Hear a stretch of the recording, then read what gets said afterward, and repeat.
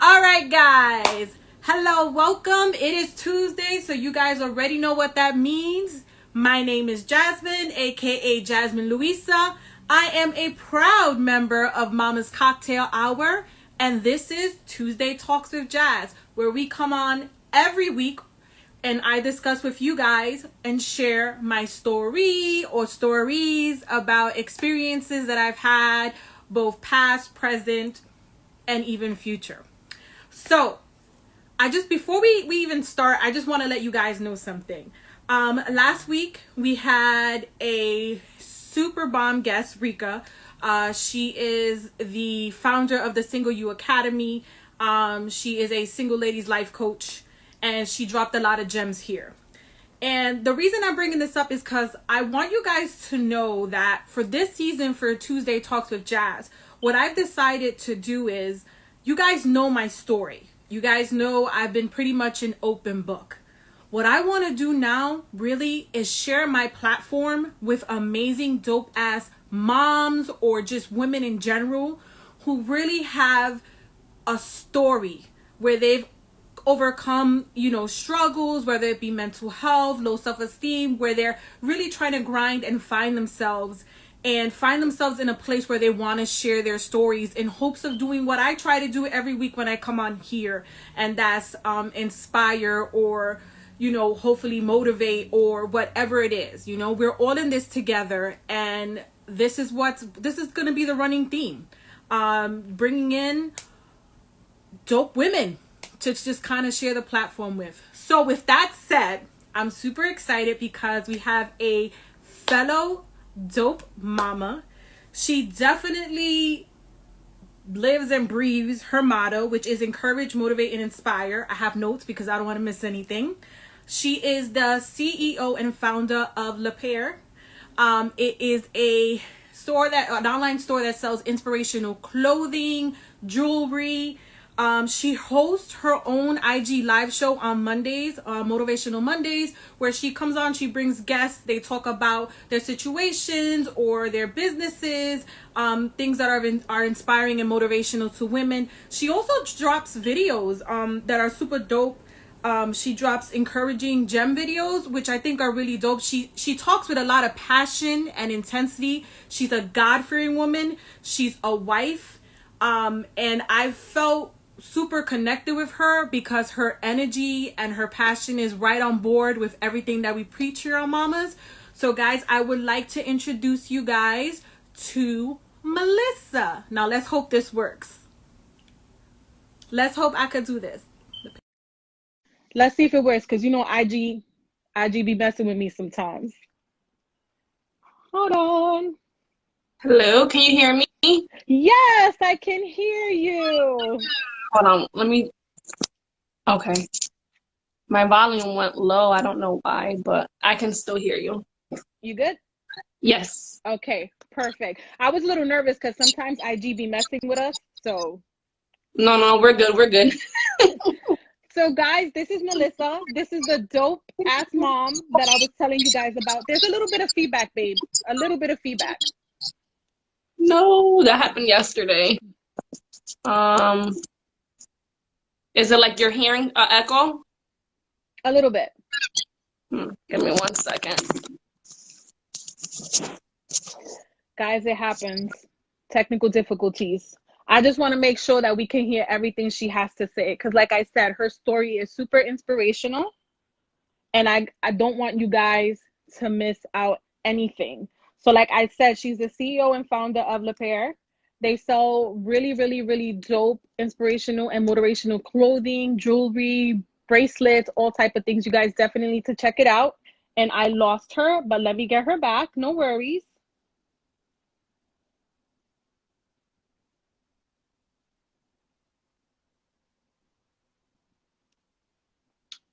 No worries. Can you hear me okay now? I hear you better now. So much okay, better. I don't know what happened. Literally, if like so many times when I go live on people's platform, whether it's Zoom or Instagram Live, something literally almost always happens. So I'm like, That's no. that's Instagram, girl. That's just how it is. It happens to us all the time. So, Melissa, thank you so much for coming on to Tuesday Talks.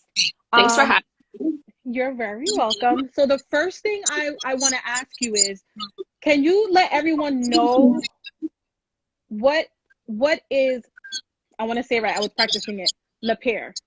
You said it perfect. So La Pair is my baby. It's an inspirational clothing and jewelry brand, and it was built from my pain with postpartum depression and anxiety. I experienced that after my daughter was born in 2018.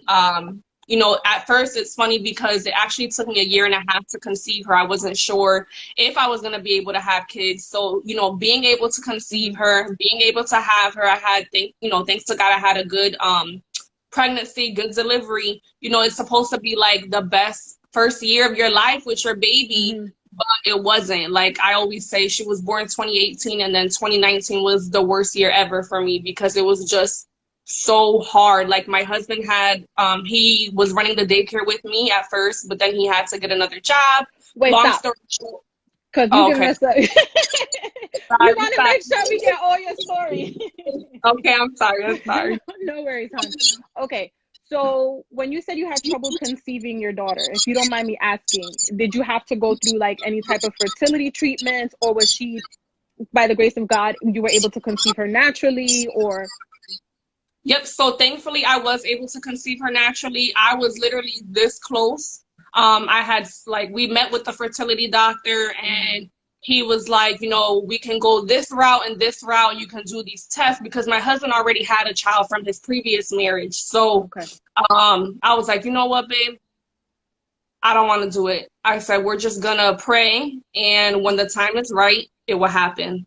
And then I want to say about 6 months Mm-hmm. after that, or 9 months after that, she was conceived.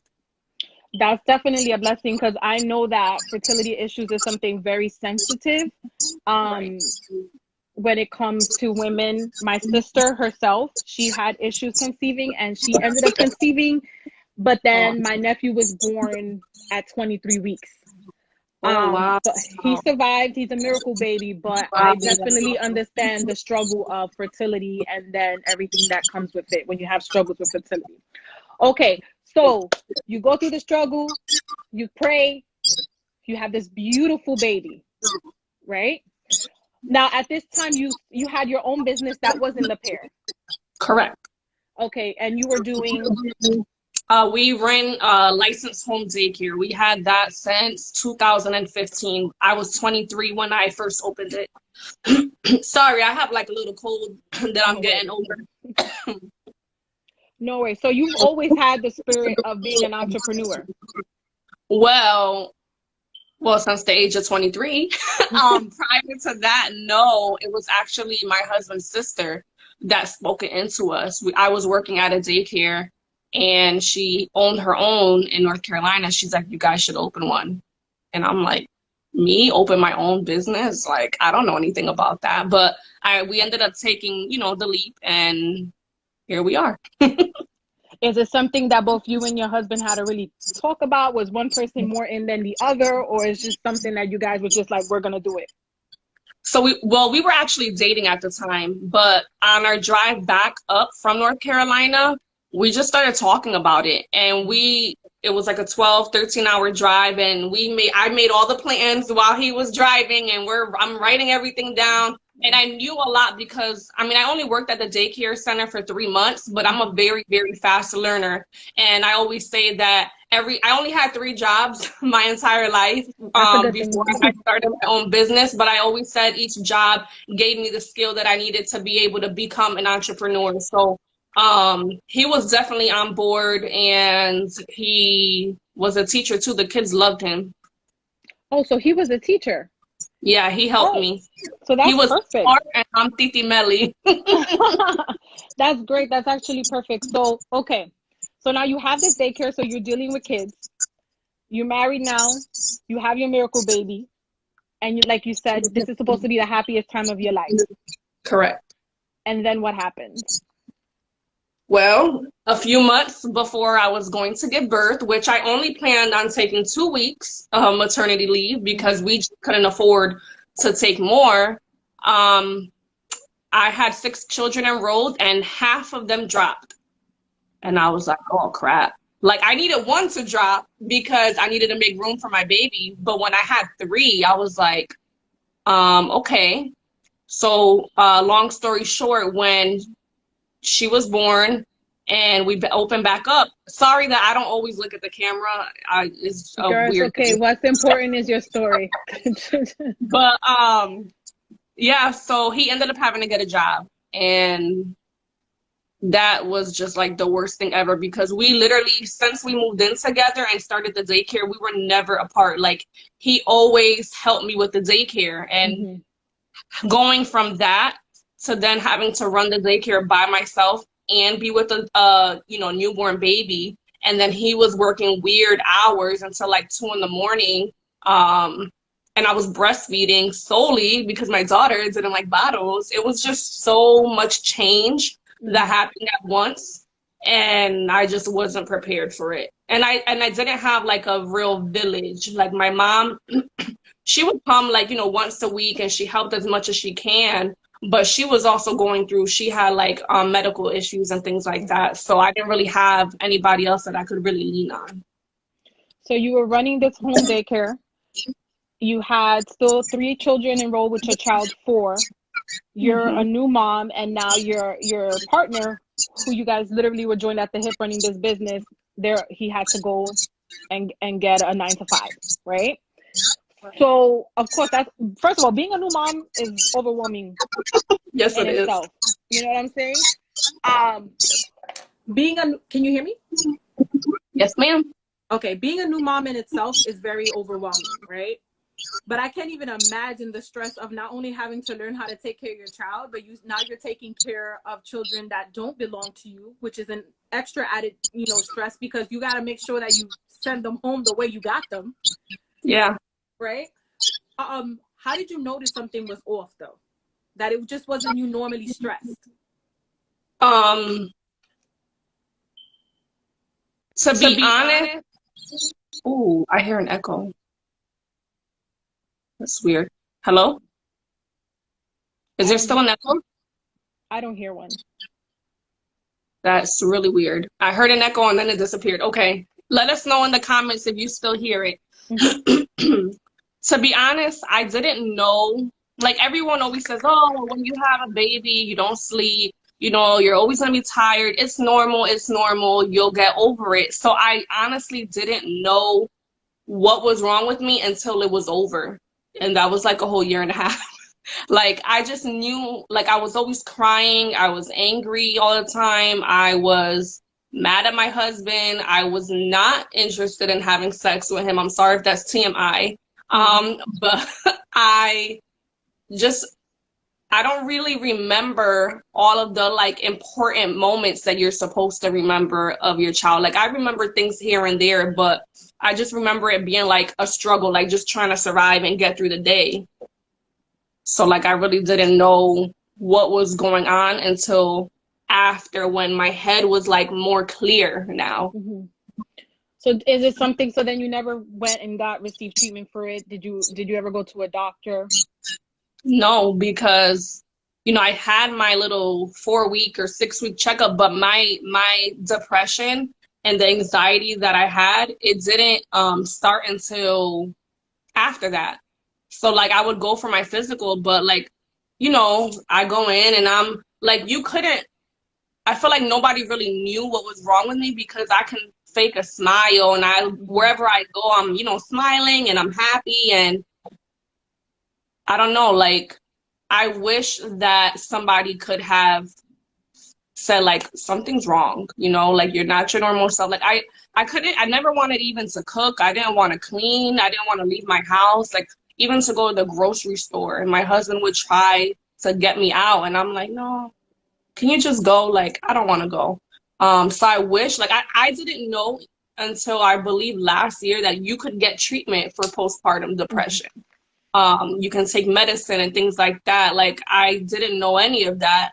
and I wish I did. But yeah. How was your husband during this time? How did he Um, deal with the changes that you were going through? it was hard, and I feel like he didn't really know, because he didn't know what was going on. He didn't really know how to help me.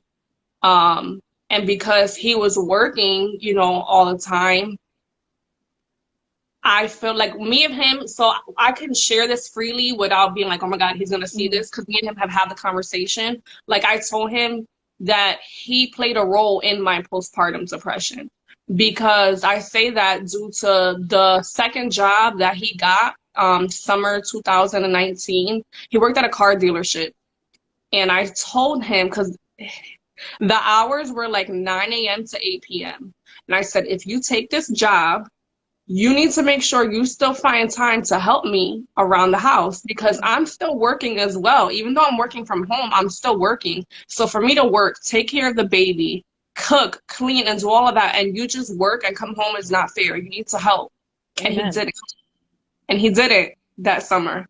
And I literally went into such a burnout. I had to stop doing daycare for 3 months, because I said I feel like that would help me.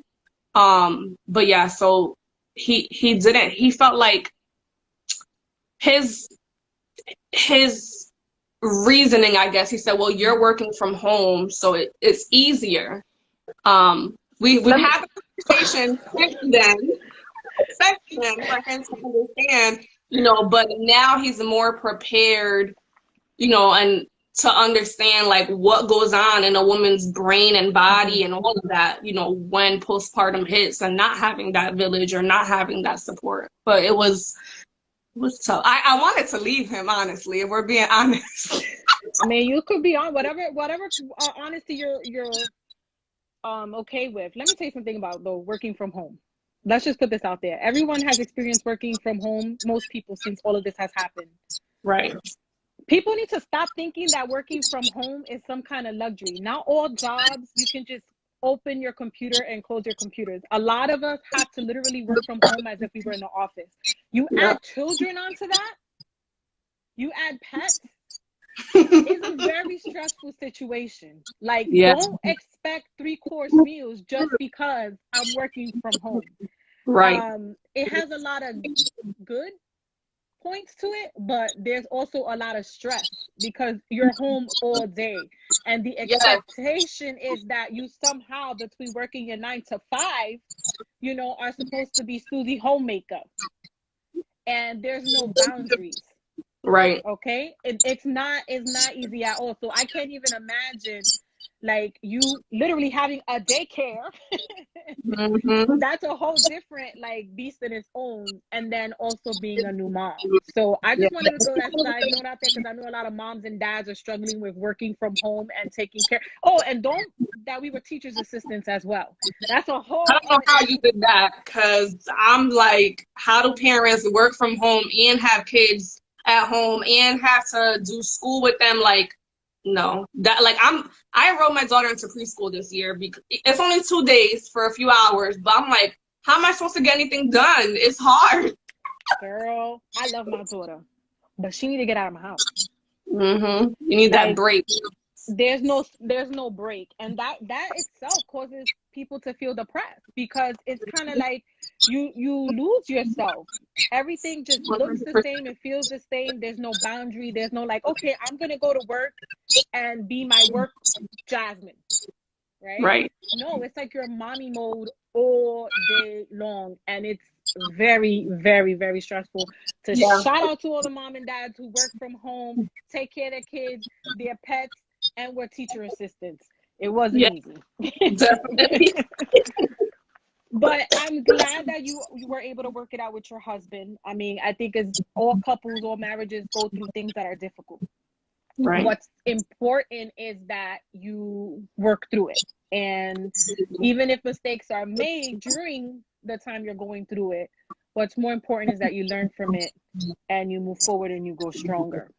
Yes. So what made you decide to go from daycare to owner of an online store, right? Yes. That sells beautiful inspirational jewelry and bomb ass t-shirts and hoodies with motivational quotes. Thank you. So I've always been someone that encourages people, like since I was younger. I don't know, there's so much hatred in the world. There's so much negativity, and I'm really big on being the change that you want to see in the world. So I'm the crazy person you'll see in the grocery store smiling at strangers, saying, hey, I hope you have an amazing day. Like, I just love doing that. I love putting that out there because you never know how that one statement or that one smile can change someone's life. So when I was in my depression, I would still encourage people. And I said, you know what? I think this is my purpose. I had like an aha moment. And I'm like, you know what? I can build a brand around this. You know, why only encourage those around me or, you know, those locally? I can encourage the country. I can encourage the world. So, like when we, I got my husband to quit his job to come back and do daycare with me. And that was January 2020, right before COVID happened. And that's when I was like, let's do this, you know, let's start Le Pair. And I just wanted to be able to encourage, motivate, and inspire women, especially moms, and especially in the Black and Latina community, to know that if I made it out of what I was going through, then you can too. And just for women to know that it doesn't matter what you go through, you know, everybody has a story. Everybody has a past. Everybody has something that they've gone through, and that doesn't define who you are. You know, you can still be successful. You can still achieve your goals. And I just wanted to put that out there because I'm tired of seeing women think that because whatever it is, you know, insert your past here, because of this, that you cannot be this. And no, that's not true. Like, you know, I'm not perfect. I've done things in the past, but here I am. So if I can do it, I'm not more special than you. So that was kind of. I think that's amazing. I think that's something that's a message that we need to keep preaching, which is you are not your mistakes. You are not your trauma. You are not any of those things. It helps build who you are. It may give you strength. It may show you things about yourself that you didn't even know. It may lead you onto paths that you didn't even think you would ever walk down, but it's not who you are. And I think in our communities, in the Black and Brown communities, it's something that we need to make sure that we put in the forefront. We don't like to be labeled. We don't like to be thought of as damaged. Shame is a really big thing that people really don't want to, you know, share out in the forefront, but you have to bring it out into the light. Because if you don't bring it out into the light, then you can't acknowledge it. If you can't acknowledge it, you can't make a plan. And that's why it's important, like women like you, women like me, women in Mama's Cocktail, anybody who's out there just sharing their story, that we continue to do so and encourage each other and not judge. Right. Not judge, because a lot more people than you think are actually going through what you're going through. They're just afraid to speak up. And so that's why people like you, women like you, moms like you, who are so forthcoming, is amazing, because you inspire other women to want to do the same, and not necessarily on a public platform, but maybe they'll reach out to a friend or a family member. Maybe they'll go to a therapist. Maybe they'll go to their pastor, and be able to just kind of let out their feelings. Did you ever speak to anyone in your family or friends about how you were feeling when you were going through your postpartum?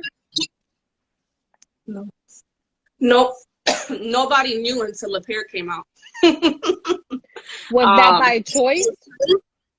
I guess I just, like, I didn't know how to express myself, or like I said, like I didn't really even know that there was, like, how do I explain it?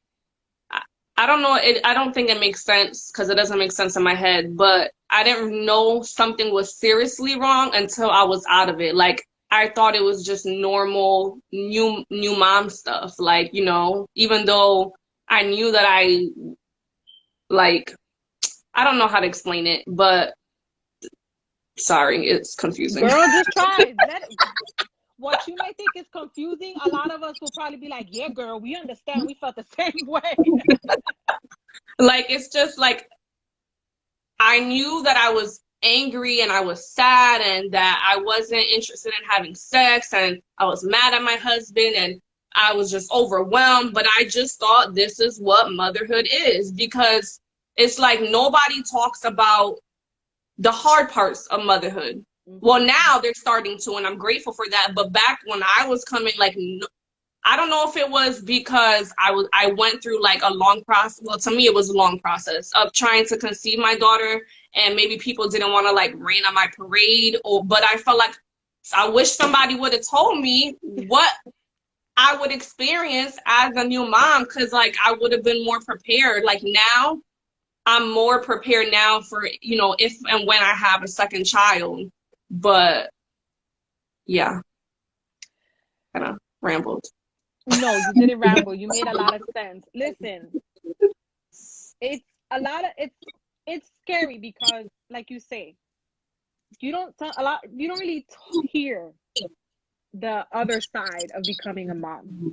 You hear you look into their eyes and you never felt a love like that. It's true. As soon as they're born, you look at them and you're like, yo, I don't remember 5 minutes before you, right? And it's amazing the fact that you're able to have that experience. You love them, but it changes you. And it's scary. Whether you go through postpartum or not, physically, emotionally, mentally, your whole life changes. And this little thing is now attached to you. And it's depending on you for literally. And if you're breastfeeding, forget it. It's over.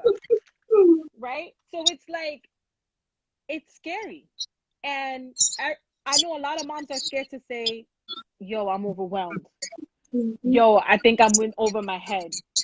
Yo, I don't really think I love my baby, but I don't really think I like this motherhood thing too much. Right. We're scared to say that because we feel we're going to be shamed, or we're going to be bad moms, or there's something wrong with us. Go ahead. I'm sorry, just before I forget. And I think now that you're saying that, is bringing it back. I think I also didn't say anything for fear because I'm a daycare provider. And I have a baby. And what if people think, because the only thing I knew of postpartum depression was you either want to kill yourself or your child. I thank God that I never experienced those two. But if other people lacked the knowledge that I did about postpartum depression, and I spoke up and said, hey, I think I have this, I was scared, hey, I would lose my daycare, and that was my income, or they would try to take my baby from me. So I think that's another reason why moms don't speak up, because they're fearful that they might get their children taken away if people aren't really educated. Because I always say the healthcare system is so jacked up when it comes to moms. We have appointments all, leading up to delivery. Your baby has all these appointments, but what about mom? We get one appointment 4 or 6 weeks after the baby, and then boom, you're on your own. Like, what? I agree, and that goes back to, again, people being ignorant, not having the information, and the stigmatization. Like, it's always the extreme when you hear about a mental illness. Like, it's people automatically assume that's what it is. Yes, of course, there's cases where there's extreme cases where things like that may happen, or unfortunately have happened. But that's actually not the norm. It's like what you said, the not wanting to get out of bed, the feeling tired, the lack of sex drive, just not feeling that joy that you normally feel, and guilt, a lot of guilt. So that's why, again, it's important that we do start talking about these things. Because, like, motherhood is not easy. It's hard. Yes, it's the hardest thing I've ever done. And growing up Latina, let me tell you something. It's like, that's one of the things that we're graded on. Like, oh, you're successful if you're married, you're successful if you have kids. And you got to do this, and you got to martyr yourself for your kids. And it's okay if you're not happy, as long as you do these things to be a good mom. But what we're learning is that's not necessarily the way things have to go. That's why Right. a lot of our moms and our grandmas and our great grandmas were miserable, Right. because they stopped being a woman. They Yeah. stopped taking care of the woman who became a mom. The focus was solely on this role of a mom. But how can you be a good mom if you're not taking care of that woman? Woo, you So made me emotional. no, it's true. It's It's true. true. Because there is no one size fits all on what makes a good mom. Right. It depends on your situation, who you are, how you want to raise your children, how your partner wants to raise the children, what you want to instill. And, for us feeling, I know for me, like a Latina, feeling that we have to just check these boxes and that's what makes us successful, even if we're miserable. I don't want to live my life like that. I Right. tried that. And all it did was make me feel angry. It made me feel like I was never good enough. Like I was never being a good mom, and a lot of guilt. And we're giving ourselves expectations that we're never going to meet. Right. And all that's going to do is trickle down to the kids. Well, I can definitely say that's true, because I feel like the reason why it's hard for me to really be Melissa and find who Melissa is outside of a mom and a wife is because my mom, I love her to death. She was, I always say, the best mom ever. My father passed away when I was 3, and she never remarried. She never dated after, like, to this day.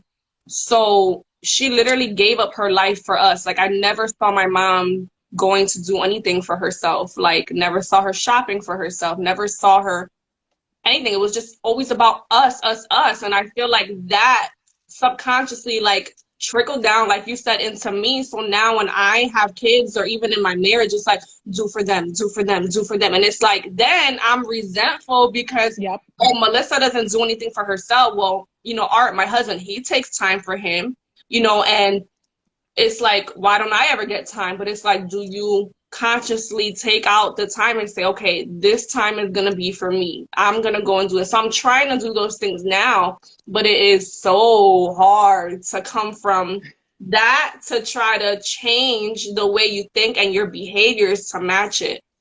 I totally get what you're saying. My mom, love her to death, independent woman all the way. Mm-hmm. She's also self-sacrificing. She's a martyr. Yeah. That's an expectation I could never meet. I can't. And she has her own sets of resentments because of it. And for so long, I was like, yo, I got to do everything that she did. But I'm not her. Right. And I'm not going to feel selfish because I want to do things to take care of myself. Because for a long time, I had the guilt of being selfish. What do you mean I'm going to put my needs first? Yep. That's me. That's not what moms do. That's not what we do. And I think that we have to we have to be like, no, girl, it's okay. We're not saying for you to forget about your family, but you are allowed to prioritize yourself, give yourself that time, and do things that make it easier. For example, I hate grocery shopping.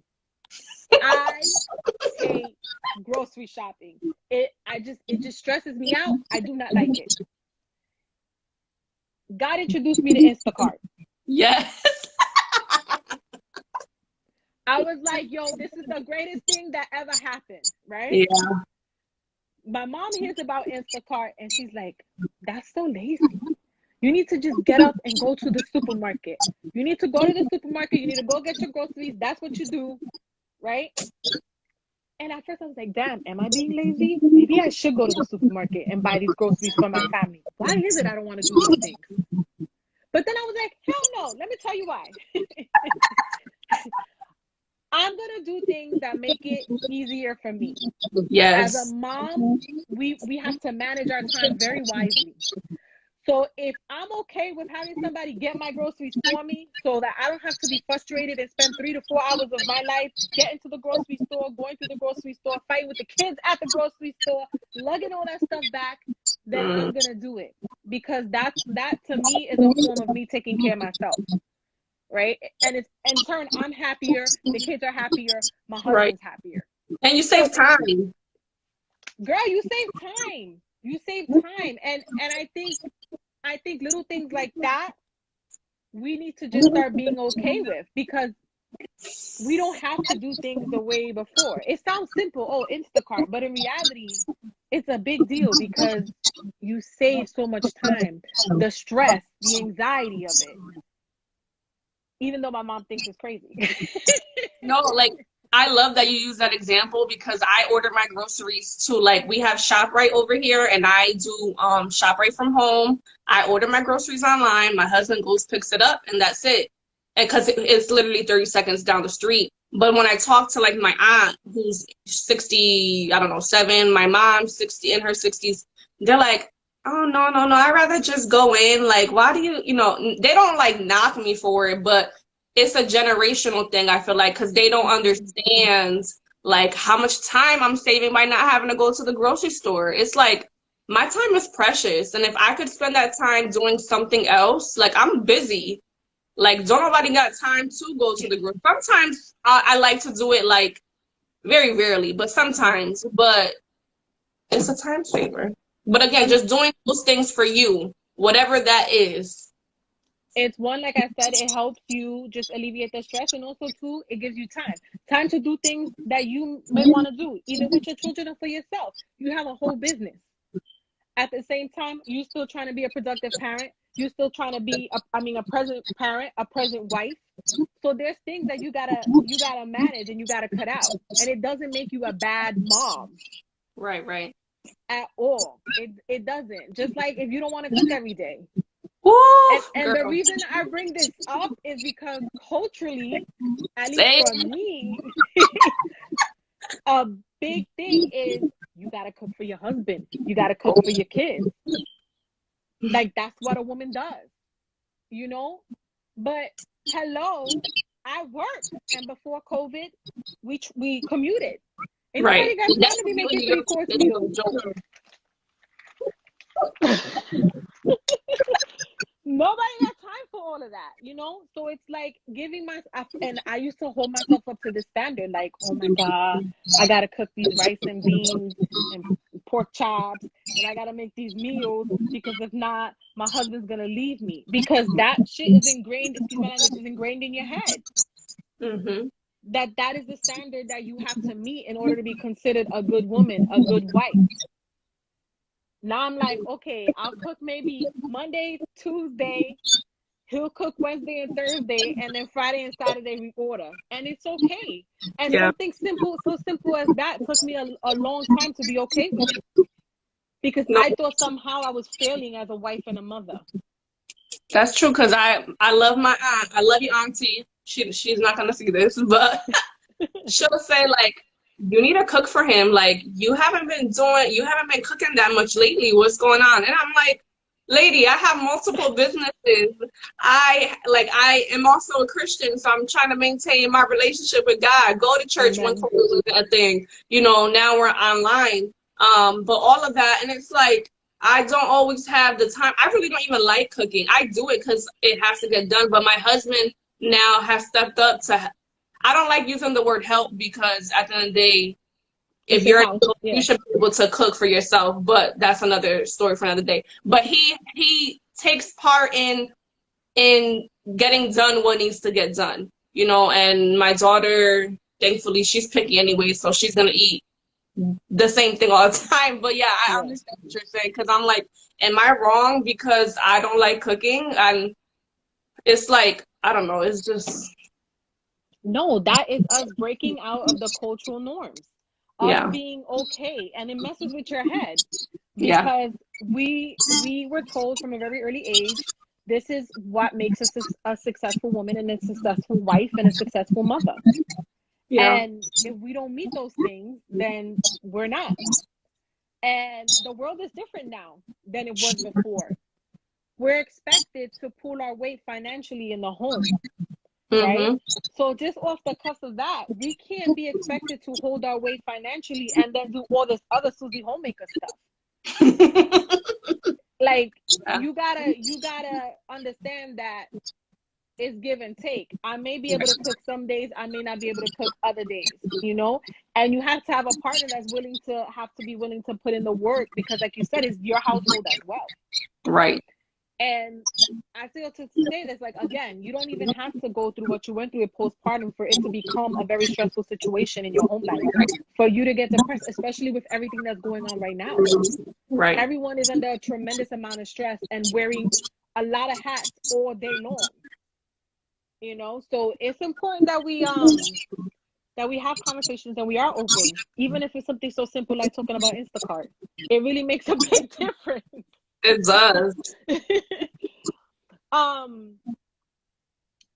me about your motivational Mondays.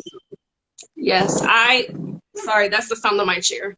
I love motivational Mondays, and it's honestly my favorite part of my brand, because it started off last year where, like, God will speak to me and he'll tell me things, and I won't always move right away because I'm a little stubborn, but he kept saying, like, motivational Mondays. I'm like, okay, I hear you. So what the platform was, season 1, which started last year, I wanted to bring women on because not everybody has gone through postpartum depression, you know, and anxiety. So most of people don't even know what it is. So I'm like, okay, I want people to be able to still relate to my brand, still feel empowered, you know, or motivated and inspired, even if they haven't gone through mine. So that's why I brought other women on to share their story and what they've overcame. Like, I had a woman that she lost her parent to lupus, and then she was later diagnosed with lupus, and now her daughter's diagnosed with lupus. She was one of my first ones last year. I had another lady who talked about being a domestic violence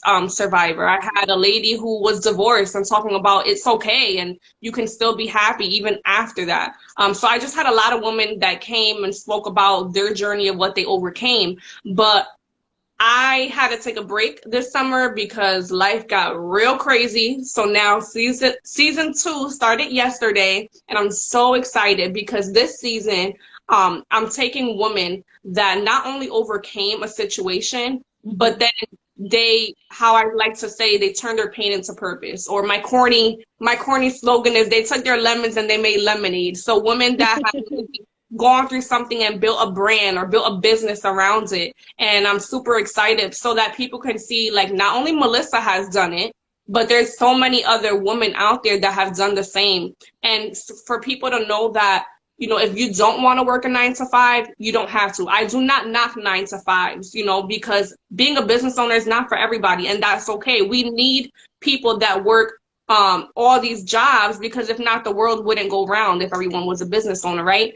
So I don't knock 9 to 5s, but if people are interested in being a business owner, I'm bringing women from all different types to show you that it's possible. You know, if you don't have a lot of money, you know, how can you still start another stream of income? So like the woman yesterday, she spoke about building a t-shirt business to gain an extra stream of income and things like that. So I'm just really, really excited for people to hear everyone's story.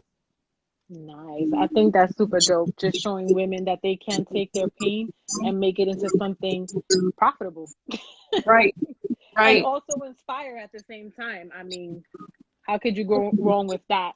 Tell us about, yeah, go ahead. Can I just add real quick? It's also because, and you had mentioned this earlier and I forgot to say it, but it's also for women to know that you're not alone in what you go through. And for you to know that when you go through something, it's not always about you. And I say that because I know people might not like that, but it's not always about you. God will use you so that you can go through. Keyword through means you're not going to be stuck in the situation. You're going to get through it so that you can extend your hand back to somebody else who's going through your situation so you can help them come out. Because yes, it's beautiful, you overcame your situation, yes, but don't just keep it to yourself. Reach back out, and because I'm sure you wish somebody would have helped you if you didn't have somebody. So go and be that person for somebody else, so that people know, you know, like you're a woman of faith and so am I. For people to know that if God did it for me, he can do it for you too. He doesn't have to pay you. You know, he's not going to say, well, I'll do it for Jasmine or I'll do it for Melissa, but not for you. No, God, thankfully, he's not petty like us. He will help, you know, anybody that's willing to accept his help. So that was a big thing for me too, and what I wanted to share with the world. That is a beautiful message. You are absolutely right. I actually feel the same exact way because it's the truth. You go through things. He's never leaves you. He's always there. Even if you turn away from him, he's there. And when you're ready to turn back to him, he's like, "Hey, what's up?" And he'll walk you through it. Yeah, He'll walk you through it, and all the while he'll give you the tools that you need to go out there and speak your story, because through your story you're showing his glory. You're right. showing what he's capable of. You're spreading his message. Absolutely. So Oh, yes, go ahead. I'm sorry. This just popped in my head because I'm big on this too. God will use what was meant to break you, what was meant to destroy you, but he will turn it around for your good. There's a Bible verse, I cannot remember off the top of my head, that says this, but so that's why I always say, like, postpartum depression should have taken me out, or anything that people go through should have taken you out, but you weren't taken out. You made it through. So God can use that, like you said, for his glory, to show people what he's capable of and to help somebody else. Love that. You speak in my language. Before we wrap things up, why don't you let people know about the website, what kind of merch, not, excuse me, what kind of items you have, and Yeah, no, you were okay with merch. It's okay. So you can follow me on Instagram at Lepeir, Lepeir. Our website is www.lepeir.com. The link is in my bio. And we sell, again, inspirational clothing and jewelry. So I don't know if you can see. This is one of our sweatshirts, Encourage to Motivate, Live to Inspire. We have 2 new lines that just dropped. The t-shirts are up there. I have to add the hoodie version. I turn my pain into purpose, because that's, something. And it's about to be hoodie weather. Yeah. And all the designs, like all the words that you see on our items, it was made by me. Like, God gave me those. So I'm not taking these from anybody. I created them. And it's just phrases that I really live by. And I feel like I want you to be able to look down at your shirt when you're having a bad day, or look down at your bracelet and you're having a crazy day, but you're able to just get 1 minute of peace. Like, okay, everything's going to be okay. And that's what I want to do with my clothing and with my jewelry. So we have, tons of bracelets. Sorry, I'm like nervous, so like I can't speak clearly right now. There's no need to be nervous, girl. I also have, I'm going to extend it until tomorrow. If it's okay with you, if I can type in the comment box, I have a discount code that's live until tomorrow. What's today? Tuesday. So tomorrow midnight. It's We Inspire. Yeah, and I'll put it in the description, in the description of the video too. Okay, so it's We Inspire 15. No, my nails won't let me write it. And you can get 15% off your purchase if I can get it out there. All right. But I just wanted to thank you so much for just letting me come onto your platform and to speak. And I just love you. You're just so awesome. Your energy, you're so friendly, and that's what I really, really just love about Lepeir and the brands, and being able to connect with women like you. Like, when I was younger, you're like not supposed to make friends on social media. Don't make friends with strangers. But being an adult now in this age, like, I've met the dopest woman through Lepeir and Instagram or Facebook, through being at vendor events. It's just so awesome. And like, I'm finding my village and my tribe. It may be virtually, but I'm finding one. I feel you. That's what we say here at Mamas all the time, is about connecting with like-minded women. It's something super dope about that. Sometimes, unfortunately, those like-minded women might not be in your actual everyday life, but that doesn't mean that they aren't out there. So I think you're absolutely adorable. I think that I love the passion. You guys have to check out her IG, which is at Lepeir. Like I said, she does her motivational Mondays. She drops these encouraging gem videos when she, you know, God touches something in her heart. She speaks with a lot of passion, a lot of love, a lot of motivation. It's super real and authentic. You guys definitely need to check it out. Melissa, thank you so much for coming on to Tuesday Talks and sharing your story. Really appreciate it. And I hope this is not the last time that you come and you join us. And I will definitely make sure that all the information for your website and the discount code is in the description of the video. Thank Thank you so you. much. Have a good one. You too. Good night, guys.